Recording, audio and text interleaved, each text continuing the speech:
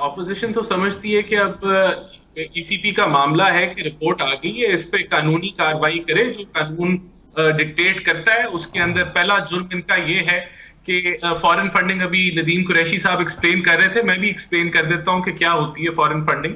आपको अलाउड है कि पाकिस्तानी जो डुअल नेशनल्स भी हों वो भी बैरून मुल्क से किसी पार्टी को फंडिंग करें, लेकिन फॉरेन नेशनल्स और फॉरेन कंपनीज को ये इजाजत नहीं देती, और कानून की ये खिलाफ वर्जी है जो कि पीटीआई ने की। यहाँ इनको फॉरेन नेशनल्स ने भी फंडिंग की और कंपनियों ने भी फंडिंग की, जो कि ईसीपी के कानून की और जो पार्टीज के बारे में उसकी खिलाफ वर्जी है।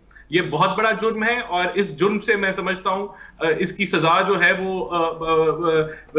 जो पार्टीज हैं वो डिस्क्वालीफाई हो जाती हैं। इसी तरह जो कंसीलमेंट है वो बहुत बड़ा क्राइम है कि आपके पास अकाउंट्स इतने ज्यादा थे और आपने सिर्फ 4 दिखाए ऑफिशियली, लेकिन आप पैसे वसूलते रहे बेइंतहा। सर, कोई प्रेसिडेंट अगर आपके ज़हन में कोई आ रहा हो सर इस ऐसे मामले के ऊपर किसी पार्टी के डिस्क्वालीफाई होने का? नहीं, प्रेसिडेंट इस तरह के हजारों हैं, जहां अगर किसी कैंडिडेट ने किसी जो भी इलेक्शन लड़ रहा है वो अपने एसेट्स को कंसील करे तो वो डिस्क्वालीफाई हो जाता है।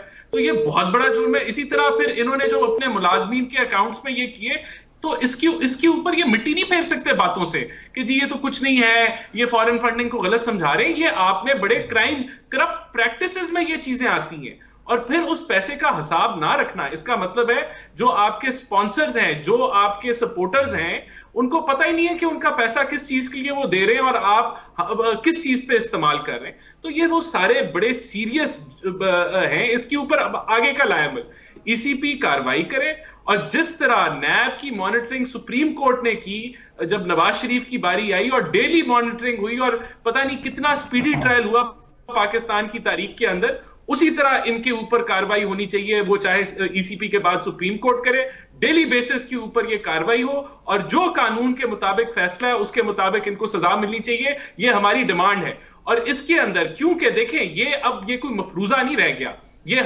मेरी बात नहीं है पीएमएलएन की या आपकी बात या पीपल्स पार्टी की, ये अब रिपोर्ट आ गई है जिसके अंदर ये सारे जो इल्जामात हैं वो साबित होते हैं। इसके ऊपर मैं अब क्या कहूं, इनको डस्का फिर से याद दिलाना पड़ेगा।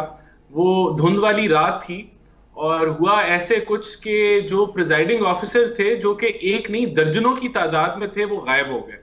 और फिर बाद में वो बरामद हुए, और जब बरामद हुए तो पता चला जी कि वहां से पीटीआई जो है वो जीत गई है।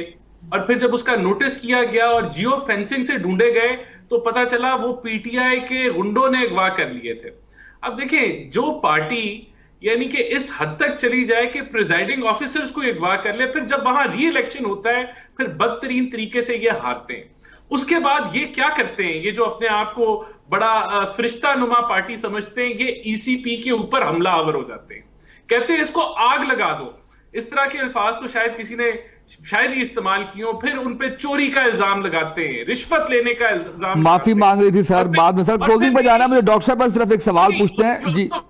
मुझे जरा फिर नहीं देखें, फिर उनको जब कटहरे में खड़ा किया जाता है फिर मिन्नते तरलों पे आ जाते हैं, माफियों पे आ जाते हैं। तो देखें, ये बातें अच्छी नहीं लगती जो आप अपने गिरबान में झांके कि आप क्या कुछ कर रहे हैं और करते जा रहे हैं, किस तरह आपने कानून को रोंदा है। ये फॉरेन फंडिंग केस ये शवायद है, ये एविडेंस है कि किस तरीके से आपका जो बयानिया है और आपके जो अमाल है उनमें 180 डिग्री का फर्क है।